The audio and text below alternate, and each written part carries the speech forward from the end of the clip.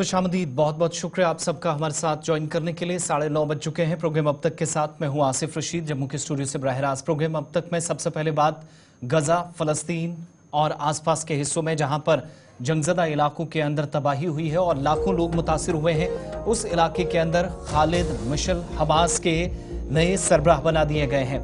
Yahya Sinwar के गुज़श्ता रोज कत्ल के बाद एक बड़ा फैसला जो कि हमास की क़यादत की जानिब से लिया गया है, जिसकी तस्दीक कर दी गई है। और खालिद मशल जो कि याहिया सिनवार के कज़न हैं, चचेरे भाई हैं, हिजबुल्लाह की जानिब से जंग के अगले मरहले का जहां लेबनान में ऐलान कर दिया गया है, वहीं पर गजा पट्टी के अंदर या आसपास के इलाकों में कैसे आइंदा की हिकमत अमली तरतीब दी जाएगी, इस ताल्लुक से आगे का जो प्लान है या हिकमत अमली है वो तरतीब दे दी गई है। और सीनियर अहलकार खालिद मशल, जिनको डिफेक्टिव लीडर भी कहा जाता है, उनको इस ग्रुप का सरबराह बना दिया गया है।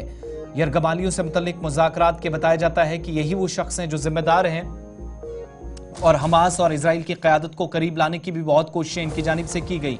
फिलहाल वो तुर्की में रहते हैं और कई लोगों का यह मानना है कि शायद तुर्की से भी इस हवाले से ताल्लुकात ख़राब हो सकते हैं। लेबनान के LBCI की जानिब से भी तस्दीक की गई है कि ये पता चला है कि मिशाल एक अबूरी रहनुमा के तौर पर काम करेंगे, जो इजराइली यरगमालियों की रिहाई के लिए मुज़ाकरात में शामिल होंगे, अहम स्टेक होल्डर्स के साथ राब्ते की निगरानी करेंगे। 16 अक्टूबर को जुनूबी गजा के अंदर इजराइली फौजी ऑपरेशन हुआ। सिनवार की हलाकत के बाद हमास ने तुर्की, कतरी और मिस्री हुकाम के साथ बातचीत की है और इतलात यह है कि खदशात का इजहार किया गया है कि कैदियों के तबादले और जंगबंदी पर बातचीत मजीद चैलेंजिंग हो जाएगी। इधर बेंजामिन नेतन्याहू के खिलाफ इजराइल के अंदर तिल अबीब और दीगर कई रियासतों के अंदर लाखों लोग सड़कों पर है। 3,50,000 से ज्यादा लोग एहतजाजी जो अलग अलग मकामात पर बेंजामिन नेतन्याहू से इस्तीफे की मांग कर रहे हैं। और यह भी कहा जा रहा है कि फौरी तौर से जिन लोगों को 7 अक्टूबर 2023 के हमले में पकड़ा गया है, उनकी रिहाई के हवाले से इकदाम उठाए जाएं।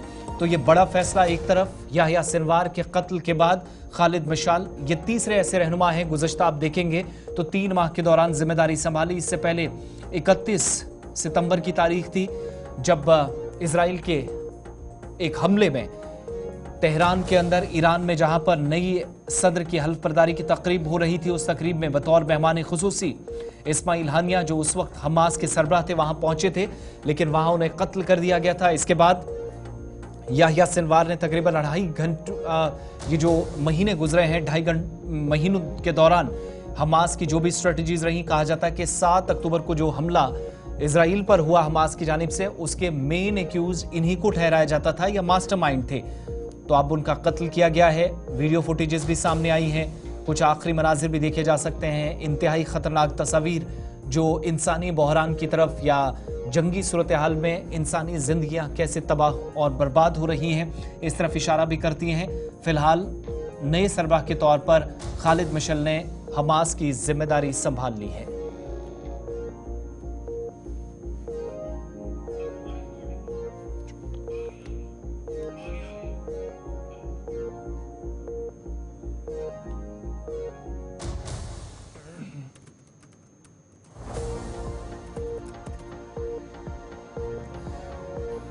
चलिए अब आगे बढ़ते हैं। बात जम्मू कश्मीर की सिक्योरिटी की और उसके बाद बात कांग्रेस की भी, क्योंकि एक फैसला बड़ा लिया गया है कांग्रेस पार्टी की जानिब से। लेकिन मुख्तलिफ इलाकों के अंदर आज सर्च ऑपरेशन चलते रहे, बिलखुसूस राजौरी, पुंछ के अंदर। और पुंछ में बड़े पैमाने पर तलाशी ऑपरेशन आखिरी इतलात मिलने तक जारी था। राष्ट्रीय राइफल्स और SOG की जानिब से अलग अलग मकामात पर कार्रवाइयां अंजाम दी गई हैं। सुरनकोट में एक मुश्तबह शख्स की 2 दस्ती बमों के साथ गिरफ्तारी के बाद मेंढर और आसपास के इलाकों में, जिनमें गुरसाई टॉप का इलाका है, राजौरी जिले के शादरा शरीफ, पुंछ शहर के मुलक्का इलाकों में भी तलाशी मुहिम इस वक्त भी आखिरी इतलात मिलने तक जारी थी।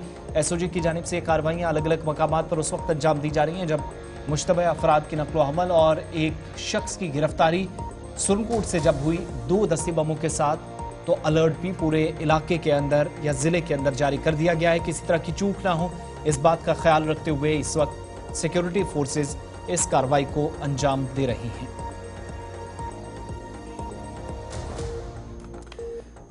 अब बात जरा सियासी मामलात की। सबसे पहले बात कांग्रेस की। जम्मू कश्मीर के अंदर कांग्रेस को असेंबली इंतखाबात में महज 6 सीटें हासिल हुई, 5 कश्मीर और 1 जम्मू सूबे से राजौरी से। लेकिन कांग्रेस ने आला इख्तियारती कमेटी तश्कील दे दी है।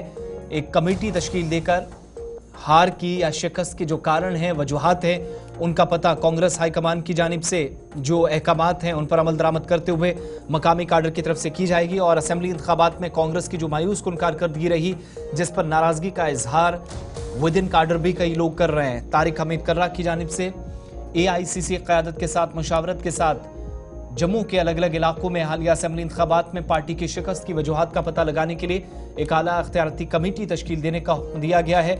शिल्पा शर्मा जम्मू से हमारी नुमाइंदा इस वक्त हमें ज्वाइन किए हुए हैं। शिल्पा, इस कमेटी के बनाने का मकसद है वो समझ में आता है, क्या कोई टाइम लिमिट, कोई वक्त मुकर्रर किया गया है, टाइम सेट किया गया है जब तक डिटेल्स या रिपोर्ट कांग्रेस पार्टी के सामने आएगी, उसके बाद शायद किसी भी तरह की कार्रवाई का भी कोई ये मानकर चलें कि हो सकता है कि हाईकमान की तरफ से कार्रवाई भी की जाए जहां जहां कोताही रही, जहां जहां पर कहीं कमियां रही और नतीजे वहां से पार्टी के फेवर में बिल्कुल भी नहीं गए। जी बिल्कुल, देखिए जम्मू कश्मीर प्रदेश कांग्रेस कमेटी के अध्यक्ष तारिक अहमद कर्रा ने ये कमेटी जो है वो गठित की है, जहां पर AICC से वो सलाह मशुरा करके जो है वो कमेटी गठित की गई है। इस कमेटी का चेयरमैन जो है वो पूर्व MLC रविंदर शर्मा को बनाया गया है।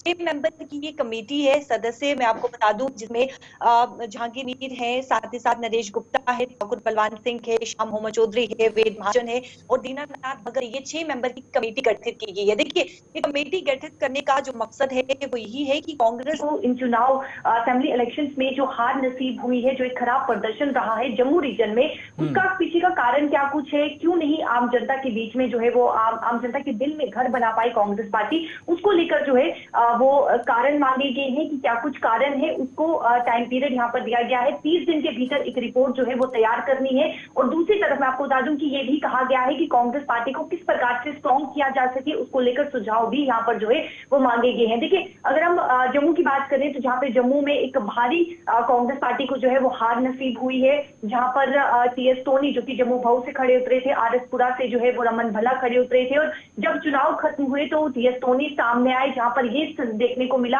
कि एक नाराजगी जो है वो कांग्रेस पार्टी के लीडर्स में जो है वो साफ तौर पर नजर आई। उन्होंने ये साफ तौर पर कहा कि RS-पुरा साउथ से वो लड़ना चाहते थे, लेकिन रमन भल्ला की जिद थी कि वो RS-पुरा साउथ से लड़ेंगे। वो उनकी वजह से जो है वो सीट वहां पर जो है वो हासिल नहीं कर पाए और बेहद ही कम वोटों का अंतर जो है वो RS-पुरा साउथ में देखने को मिला। अगर हम छम कॉन्स्टिट्यूंसी की बात करें तो अब देखिए, डिप्टी ताराचंद जो कि 36 साल के बाद ये सीट ओपन हुई थी और उसके बाद डिप्टी ताराचंद ये कहा गया कि जिद की गई कि वो वहां से जो है वो लड़ेंगे, और सतीश शर्मा कांग्रेस पार्टी में थे, उन्होंने इंडिपेंडेंट कैंडिडेट वो उतरे और उन्होंने जो है वो वहां पे जीत जो है वो हासिल की। देखिए, ये कहा जा रहा था कि अगर डिप्टी ताराचंद जो है वो अखनूर से लड़ते और सतीश शर्मा कांग्रेस पार्टी में टिकट देती छम कॉन्स्टिट्यूंसी से, तो दोनों सीटें जो है, दोनों कॉन्स्टिट्यूंसी की सीटें जो है वो कांग्रेस पार्टी की झोली में होती। तो फिलहाल एक कमेटी को गठित किया गया है कि कारण क्या कुछ नहीं, उस पर मंथन किया जाएगा और मंथन करने के बाद 30 दिन के भीतर जो है वो रिपोर्ट जो है वो सबमिट की जाएगी। कुछ खबरें शिल्पा ये भी आ रही हैं कि अलग अलग जगहों पर जो चॉइस ऑफ कैंडिडेट्स थी, जिसमें हमने देखा कि जिसका आप जिक्र कर रही हैं, कहां पर कौन लड़ेगा, ये सारी बातें तो बाद में की जा रही थी। कुछ पार्टी लीडर्स, ठीक है, समझ में आता है, सीनियर पार्टी लीडर्स थे, डिसाइड किया, शायद उसी हिसाब का फीडबैक पार्टी की सेंट्रल लीडरशिप को गया, वहां से फैसले हुए कि किसको मैंडेट दिया जाए। लेकिन बहुत सारे एरियाज में जहां कांग्रेस की शायद चॉइसेस गलत रही, फिर पार्टी में कई लोगों की तरफ से वापसी भी की गई, कमबैक हुआ, जैसे फॉर्मर डिप्टी चीफ मिनिस्टर का आपने नाम लिया, बाकी कई लोग जो गुलाम नबी आजाद के साथ चले गए थे, कुछ और लोग जो DPAP छोड़कर वापस आना चाह रहे थे उनको मैंडेट ना देना, और जिन लोगों को दी गई मैक्सिमम एरियाज से उनका हारना, ये जो चॉइस ऑफ फेसेस थी या कैंडिडेट्स की थी, खबरें हैं कि इस पर भी मंथन होगा बहुत गहराई के साथ, और हो सकता है कि बड़े पैमाने पर कार्रवाई हो और बहुत सारे लोगों को पार्टी से बाहर का रास्ता भी दिखाया जा सकता है या सजा का सामना करना पड़ सकता है।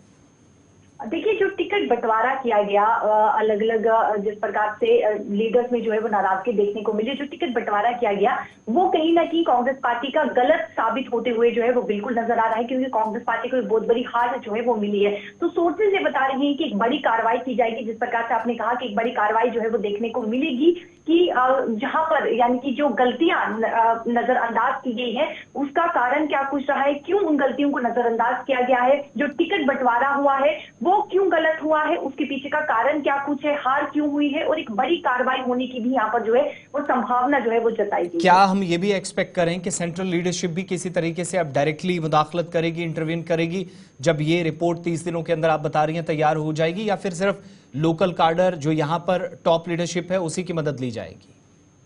देखिए, ऑल इंडिया कांग्रेस से विचार विमर्श करके तारिक अहमद कर्रा, जो कि जेकेपीसीसी के प्रेसिडेंट है, उन्होंने विचार विमर्श करके कमेटी गठित की है। तो जब एक रिपोर्ट तैयार होगी तो ये रिपोर्ट जो है वो एआईसीसी को दी जाएगी और उसके बाद इसके आगे की कार्रवाई क्या रहेगी वो ये तय करेंगे कि क्या कुछ जो है वो कार्रवाई रहने वाली है। तो रिपोर्ट 30 दिन के भीतर जो है वो तैयार करने के लिए कहा है और आने वाले समय में जो सोर्सेज बता रही हैं कि कार्रवाई भी जो है वो इसमें हो सकती है। और ये भी कहा जा रहा है कि कांग्रेस पार्टी को अब किस प्रकार से जो है वो स्ट्रॉन्ग बनाया जाए और क्या कुछ उसमें जो है वो सजेशंस रहेंगे, उसको लेकर भी यहाँ पर जो है वो बात कही गई है।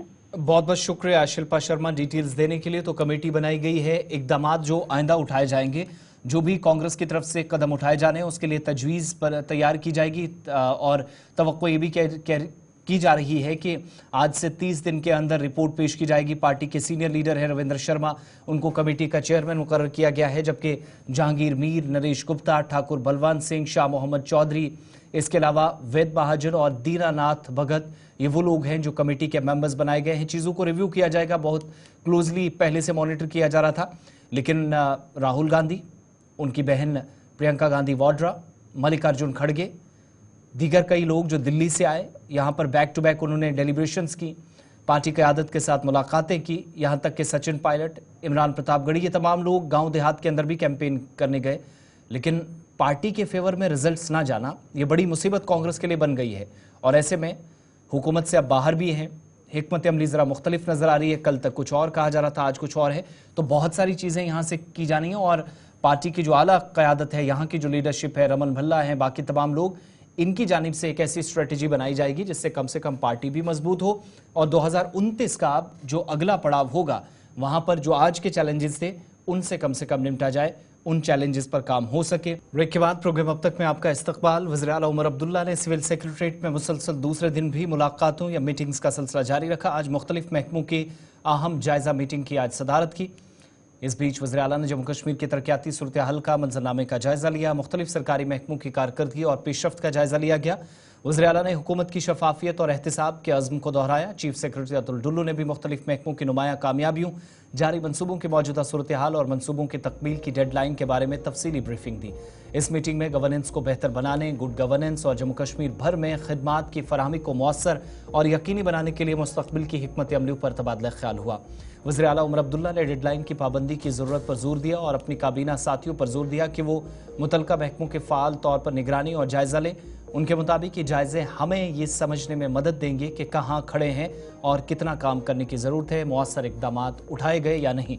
उमर अब्दुल्ला के मुताबिक उनका दफ्तर दीगर महकमों का भी बराह रास्त जायज़ा लेगा ताकि हुकूमती उमूर की मुकम्मल निगरानी को यकीनी बनाया जा सके। वज़ीर आला ने मज़ीद कहा कि हुकूमत एक शफाफ और जवाबदेह इंतज़ामिया को फ़रोग़ देने के लिए पुरअज़्म है और ज़रूरी है कि हर महकमा तरक्की के फ़वाइद को निचली सतह तक पहुँचाने के लिए मुत्तहिद होकर काम करे। इस मौके पर नायब वज़ीर आला सुरेंद्र चौधरी, तमाम काबीनी वज़रा, चीफ सेक्रेटरी अतुल डुल्लू और इंतज़ामी सेक्रेटरीज मौजूद रहे। जम्मू कश्मीर लद्दाख हाई कोर्ट में जहां एक खुसूसी डिवीज़न बेंच अगले हफ्ते एक दरख्वास्त की समाअत करेगा जिसमें जम्मू कश्मीर लेफ्टिनेंट गवर्नर को असेंबली में 5 मेंबरान नामजद करने के अख्तियार को चैलेंज किया गया है। चीफ जस्टिस ताशीर अबस्तान ने पीर को एक खुसूसी बेंच तश्कील देने पर रजामंदी जाहिर कर ली है जो इस अवामी मफाद आमा की दरख्वास्त पर समाअत करेगा। सुप्रीम कोर्ट ने 14 अक्टूबर को इस दरख्वास्त की समाअत से इनकार किया था और दरख्वास्त गुजार रविंद्र शर्मा को हाई कोर्ट से रुजू करने का मशवरा दिया था। शर्मा के वकील DK खजूरिया ने दरख्वास्त को जल्द समाअत के लिए पेश किया जिस पर चीफ जस्टिस ने पीर को खुसूसी बेंच तश्कील देने पर रजामंदी जाहिर करते हुए समाअत करने के लिए कहा। यह दरख्वास्त जम्मू कश्मीर तंजीम नो एक्ट के तहत लेफ्टिनेंट गवर्नर के 5 MLAs की नामजदगी को इख्तियार के चैलेंज करती है। दरख्वास्त के मुताबिक LG को नामजदगी से कबल वुज़रा के काउंसिल से मुशावरत करनी चाहिए वरना यह आइन की बुनियादी रूह और ढांचे के मुनाफी है। 5 नॉमिनेटेड MLA की जो प्रक्रिया है उसको लेकर के हम पहले सुप्रीम कोर्ट गए थे। सुप्रीम कोर्ट में वो पटिशन लगी थी और उन्होंने कहा कि आप जम्मू कश्मीर हाई कोर्ट में जाइए और हमें लिबर्टी दी थी कि हम जम्मू कश्मीर हाई कोर्ट को लेकर के उस चीज़ को चुनौती दें। तो आज मैंने पटिशन हमने फाइल की है हाई कोर्ट में और माननीय चीफ जस्टिस के पास मेंशन किया कि इस तरह की पटिशन जो है वो फाइल की है, ये अर्जेंट मैटर है, इसको सुना जाए तो उन्होंने हमारी बात को मान लिया और मंडे के लिए जो है एक स्पेशल बेंच डीबी सुनता है पब्लिक इंटरेस्ट लिटिगेशन को कि उसकी प्रक्रिया क्या होनी चाहिए, लेफ्टिनेंट गवर्नर की क्या पावर हैं, गवर्नमेंट की क्या है। इसलिए मंडे को आप उसकी हियरिंग होगी और मेरी तरफ से डी.के. खजूरिया जो सीनियर एडवोकेट है, फारूक प्रेसिडेंट है बार के, वो पेश हुए, उन्होंने ये सबमिशन की और उसको चीफ जस्टिस साहब ने मान लिया और मंडे के लिए अब लिस्ट की जाएगी। और मंडे को डबल बेंच में हमारे सीनियर सुप्रीम कोर्ट के एडवोकेट हैं डॉक्टर अभिषेक मनु सिंघवी जी, हमारा प्रयास है कि वो वर्चुअल मोड पे उस मैटर में बहस करेंगे कि क्या लेफ्टिनेंट गवर्नर अपनी मर्जी से 5 लोग नामजद कर सकते हैं, क्योंकि भाजपा ने ये दावा किया था कि 5 लोग हमारे पास हैं। ये गिनती के बाद फौरी तौर पे 5 से बाद 6 से गिनती शुरू करेंगे। उस वक्त हमने सुप्रीम कोर्ट में पिटीशन की थी, 8 तारीख को गिनती थी, क्योंकि भाजपा आंकड़े के नज़दीक नहीं पहुंची और इसलिए वो मेजॉरिटी को माइनॉरिटी में तब्दील नहीं कर सकते थे। इसलिए रूटीन में जब मैटर लगा तो सुप्रीम कोर्ट ने कहा कि अभी तक ये हुआ नहीं है, इसलिए आप पहले J&K हाई कोर्ट में जाइए। इसलिए अब हाई कोर्ट में मंडे को उसकी सुनवाई होने की संभावना है। वो मैटर जो है वो लिस्ट होगा मंडे के लिए। सर क्या लगता है कि किस तरीके से जो है रुख अपनी दलील देंगे। ये कानूनी मसला है, पब्लिक इंटरेस्ट का मामला है कि क्या 5 लोग जो है इस तरह नामजद हो सकते हैं, कौन नामजद करेगा और किसके मशवरे करेगा, क्योंकि कॉन्स्टिट्यूशन में तो हर चीज़ जो है गवर्नर को, लेफ्टिनेंट गवर्नर को on the aid and advice of council of minister करनी होती है। इसलिए एक वो संवैधानिक बुनियादी बेसिक स्ट्रक्चर ऑफ कॉन्स्टिट्यूशन के खिलाफ है जो प्रावधान बनाया गया। दूसरा, यहाँ की सैंक्शन स्ट्रेंथ असेंबली की 114 है, 90 उसमें चुनाव होते हैं जो हुए हैं और 24 सीटें आरक्षित रखी गई हैं POJK के लिए। कुल मिला के 114 है, कानून में भी 114 है, लेकिन ये उसके अलावा है 5, तो कानून में तो ऐसा लिखा नहीं गया है। इसलिए ये कानूनी पहलू है जिसमें बहस होगी और फिर जो माननीय हाईकोर्ट उसमें फैसला करेंगे उसको देखेंगे। सरहद जिला पुंछ की सुरनकोट तहसील में सनई इलाके में महकमा बिजली की 2 योबियां उजरत पर काम करने वाले मजदूर आज बिजली के काम के दौरान या मुरम्मती काम के दौरान करंट लगने से शदीद जख्मी हो गए। 11 kV लाइन की मुरम्मत के दौरान 2 डेली वेजरों को बिजली का करंट लगा, जिसकी वजह से वो शदीद तौर जख्मी हुए। दोनों अफराद को फौरी तौर इलाज के लिए सब जिला अस्पताल सुरनकोट मुंतकिल किया गया, जहां से उन्हें जदीद इलाज मुआलजे के लिए GMC राजौरी मुंतकिल करना पड़े, जबकि बाद में मजीद खिदमात के लिए जम्मू रवाना करने की इतलात है। जख्मियों की शनाख्त मोहम्मद फारूक साकिन पूठा और मोहम्मद खलीक साकिन सनई के तौर पर हुई है। इस बीच जख्मियों के अहल खाना ने पुंछ जम्मू शाहरा को सनई के मकाम पर बंद किया और PDD हुकाम की जानिब से लापरवाही के खिलाफ एहतजाज किया, जिनके मुताबिक मुबैना लापरवाही पर मुतलका हुकाम के जिम्मेदारान पर कार्रवाई हो, जिनने बार बार डेली वेजरों की जान खतरे में डाली है।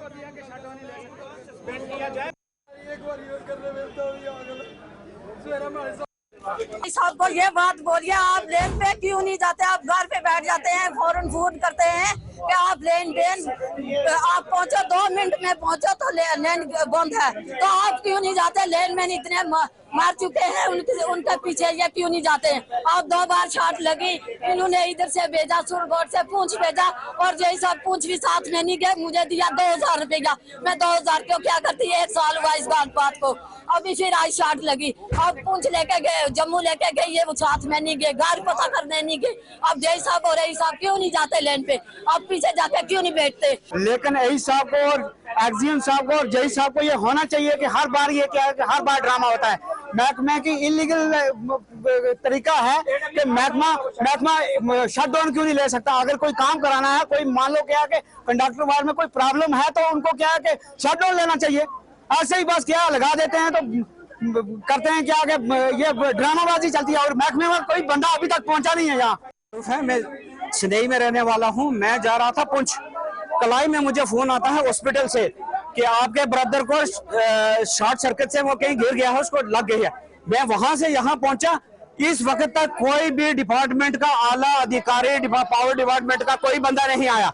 मैं ये चाहता हूँ इनके खिलाफ FIR होनी चाहिए और जो ये AEE है और जेई है, इस जेई ने 20 कांड ये इससे पहले भी करा चुका है और इसने शेड्यूल क्यों नहीं लिया, ये कानूनी बात है। और मुझे FIR की कॉपी चाहिए और ये सस्पेंशन ऑर्डर इनका चाहिए। नाले में भी अभी आया कि 2 लड़के जो काम कर रहे थे फीडर पे, ये लसाना से दुंदक जो एक फीडर जाता है, वहाँ पे 2 लड़के, ये एक कैजुअल लेबर है, परमानेंट एम्प्लॉई है इलेक्ट्रिक डिपार्टमेंट का, तो ये वहाँ पे काम कर रहे थे। तो कह रहे हैं कि अचानक लाइट आने से इनको बुरी तरह से जख्मी हुए हैं, इनको हॉस्पिटल लाया गया हुआ है। अभी BMO साहब से भी मेरी बात हुई है, तो उनका ये कहना है कि इनको हम फर्स्ट एड दे दिया हुआ है और थोड़े स्टेबल हैं ये, लेकिन अभी हम इनको फौरी तौर पे रजौरी हॉस्पिटल में शिफ्ट कर रहे हैं। एक ही CT स्कैन की भी जरूरत है, वो भी ये प्रोसेस शुरू हुआ है। तो बाकी देखते हैं ये लाइट का मसला जो था वो कैसे ऑन हो गई या बंद की थी। एलिगेशन लगाया जाता है कि पहले भी 2 बार ऐसा हुआ। फैमिली के भी कुछ मेंबर हमने मिले हैं उनसे, वो कह रहे हैं कि पहले भी 2 बार हादसा हो चुका है। तो ये डिपार्टमेंट की लापरवाही रहती है या क्या होता है, ये तो पार्ट ऑफ इंक्वायरी रहेगा, तो इसके ऊपर हम अभी बात नहीं कर सकते। तो जो भी हो। मीरवाइज डॉक्टर मौलवी उमर फारूक ने अवाम से अपील की है कि वार्ड 1 किश्तवाड़ में भयानक आतिशज़दगी के वाक़े में मुतासिर होने वाले बस्ती या मकामी लोगों की फौरी इमदाद के लिए मज़ीद ताउन करे। उनने दादर गुरेज में भी होने वाले नुकसानात की भरपाई करने के लिए अपील करते हुए कहा कि मुतासरीन तक सरमा से कब्ल पहुँचा जाए और इंसानी व मजहबी फरीज़ा अंजाम दिया जाए। बरादरान इस्लाम, बुजुर्गों, नौजवानों, माजुबिन, अस्सलामु अलैकुम व रहमतुल्लाहि व बरकातहू। मुख्तसर से मैं आज अकत कर सो गई कि तो सारे मालूम कि उस बोड़ सानिहा पेश आव वड़वन कश्तवारस अंदर, ये पूर बस्ती आ गई खाकिस्ता। तकरीबन 40-50 मकान, जामिया मस्जिद है, सोरी गो ख़त्म। तकरीबन 60-70 फैमिली तथ मज रोजान।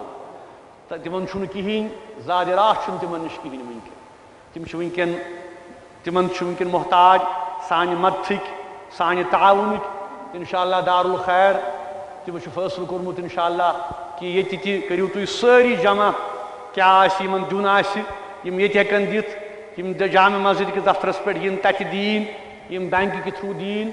अल्हम्दुलिल्लाह तत ऑलरेडी बड़ बाएतमाद इदारे काम करान यथ नाव अबाबील, तुम तम करान। तत NGO अस फैसला कोर्मुत कि इंशाअल्लाह इस करो तमाम तिमन हवाल, ये जमा करो तो करो तिमन हवाल, ताकि इंशाअल्लाह तिम पकनावन यह ब्रोट इंशाअल्लाह। बहुत मदद करान, बहुत अपील करान सारे तिज तक मौसम खराब, दपान नव हफ्तस मज पे पात रूद शीन त, इसलिए तम ब्रोठे इंशाअल्लाह सन टीम गस तौर दारुल खैरिज अफराद गसन तौर, तिमन क्या जरूरत इंशाअल्लाह यह बन हत्तल मकदूर। सारी करियो मदद मावनत इंशाअल्लाह बड़िस पैमानस पे, ताकि तिम गसन खड़ा इंशाअल्लाह। इथे कन ब्याख सानिया आमुत पेश अत क्या वनान गुरेसस अंदर क्या इलाका नाम है उसका, दावर गुरेसस मज तत लोग नार, तत दग मकान दत दुकान दत। इंशाअल्लाह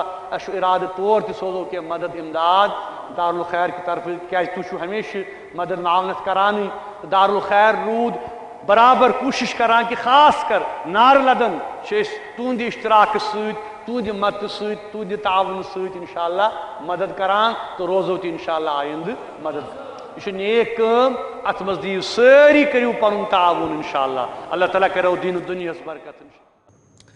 सांबा पुलिस ने 21 अक्टूबर को पुलिस के यादगारी दिन से कबल पुलिस शोहदा की याद में बाइक रैली का इनेकाद अजमल में लाया, जहां पर SSP सांबा समेत तमाम मुतलका जिम्मेदारान या सीनियर अफसरान मौजूद रहे।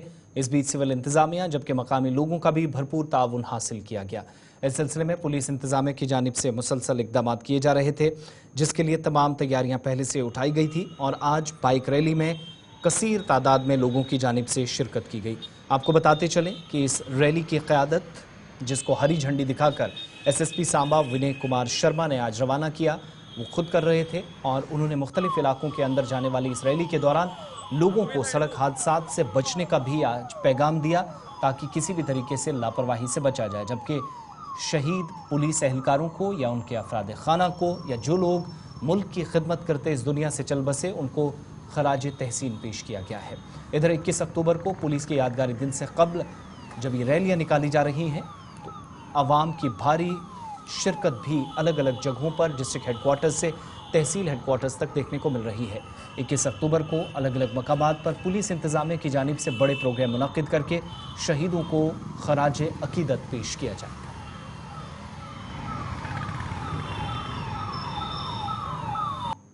जैसा कि आपने देखा, आज सांबा पुलिस की तरफ से सांबा के यूथ के साथ मिलकर हमारे सांबा के शहीदों की याद में एक बाइक रैली आयोजित की गई। हमने सांबा टाउन का एक राउंड लगाया और सांबा के लोगों को हमारे शहीदों के प्रति उनके जो प्राणों के उन्होंने अपने कीमती प्राणों की जो आहुति हम पूरे भारतवर्ष के लोगों के लिए जो दी है उसकी याद में, ताकि लोग कभी भी उनकी सुप्रीम सैक्रिफाइस को कभी भूल ना पाएँ। साथ ही साथ हमने ये सांबा के लोगों को न्योता भी दिया है कि 21 अक्टूबर 9:30 बजे DPL सांबा में आके अपने शहीदों को होमेज पे करने के लिए ज़रूर आएँ। 21 अक्टूबर 9:30 बजे DPL सांबा में हर एक ज़िले में, जैसे कि हर एक ज़िला में ये पुलिस नेशनल पुलिस डे मनाया जाता है, उसी तरह से सांबा में भी ये कमेमोरेशन डे मनाया जाएगा। मैं सांबा की जनता से अपील करता हूं कि बढ़ चढ़ के इस कमेमोरेशन डे में पार्टिसिपेट भी करें और साथ में अपनी होमेज जो है अपने शहीदों को पे करें। सर, युवाओं की शमूलियत भी की गई है, उसको लेकर क्या कहेंगे? युवाओं को भी हमने राष्ट्र प्रेम की तरफ प्रेरित करने की कोशिश की है और साथ में साथ जो ट्रैफिक रूल्स हैं उनको ओबे करने के लिए भी प्रेरित किया है।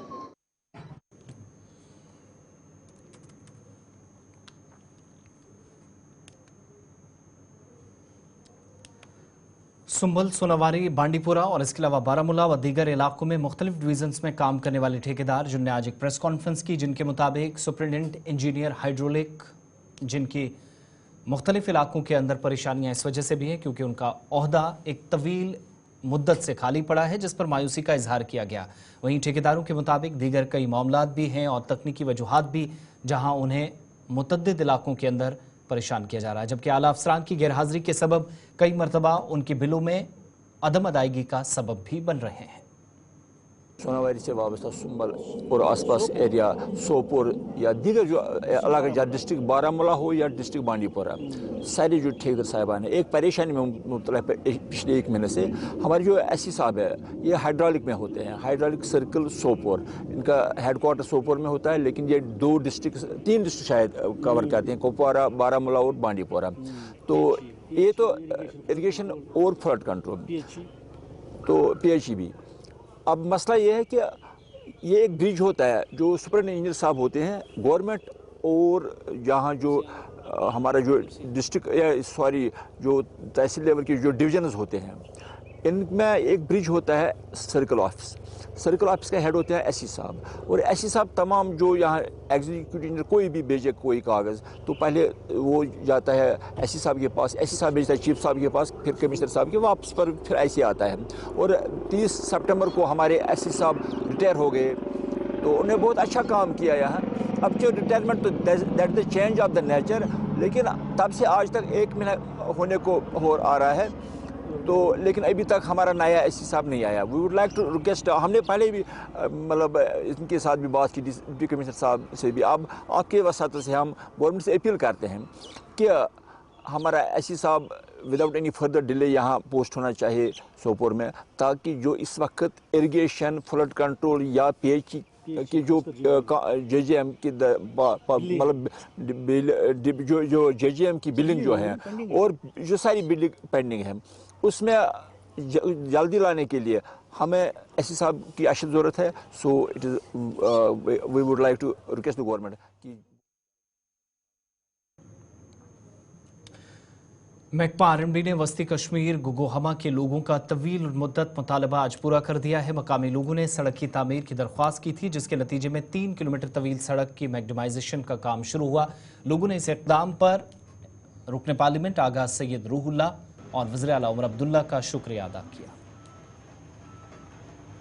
सबसे पहले गुलस्तान टीवी का शुक्रगुजार है।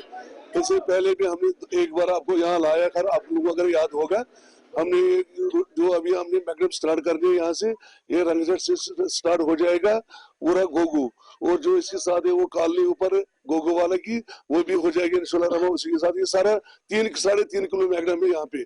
मैं खुसूसी जो इम्तियाज एक्शन है इसका RNB का, तो उसका मैं बहुत ही शुक्रगुजार हूँ, क्योंकि उमर साहब ने जिस दिन उमर साहब ने हलफ उठाया है, दूसरे दिन उसने काम यहाँ पे स्टार्ट किया है। मैं इम्तियाज साहब का जो उसका जेई साहब है उनका मैं शुक्रगुजार हूँ, वो काम को अच्छी तरह से देखते हैं यहाँ पे। मुझे पूरी उम्मीद है लोगों को इससे बहुत राहत मिलेगी। जो हमारी रोड की खस्ता हालत थी, जितना रोड खराब हुआ था, जो जेजम वाले ने यहाँ पे इसमें पाइप लगाई थी, वाटर सप्लाई की पाइप, उसकी वजह से रोड सारा बर्बाद हुआ था।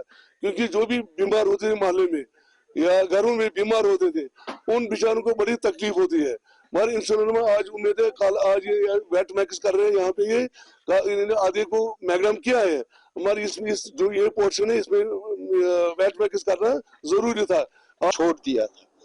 हमने बड़ा अप्रोच किया था कंसर्न एडमिनिस्ट्रेशन को, बट हुआ नहीं। बार बार जो है एक तरह से वो कभी एनओसी नहीं आई, कभी कुछ नहीं आया, कभी वो नहीं आया, कभी ये नहीं आया। अब चूंकि लेटेस्ट ही अभी इलेक्शन हुए, हमने ये रिक्वेस्ट की थी अपने कंसर्न एमपी को, जो हमारा आगा रूहला साहब है, और साथ साथ में जो ये असेंबली इलेक्शन हुए तो हमने उमर अब्दुल्ला साहब को भी इसके बारे में रिक्वेस्ट की। हम उनके बहुत शुक्रगुजार हैं कि चार्ज संभालते ही उन्होंने इसका बहुत इमीडिएट स्टेप ले लिया और इस पे मैग्नेमाइजेशन किया, क्योंकि उनको पता है, हालांकि ये बहुत थोड़ी सी नैरो भी रोड है वगैरह, इसका वाइडनिंग का भी इनको, लेकिन उनको एक चीज इसमें पता है कि इस रोड की बड़ी इंपॉर्टेंस है।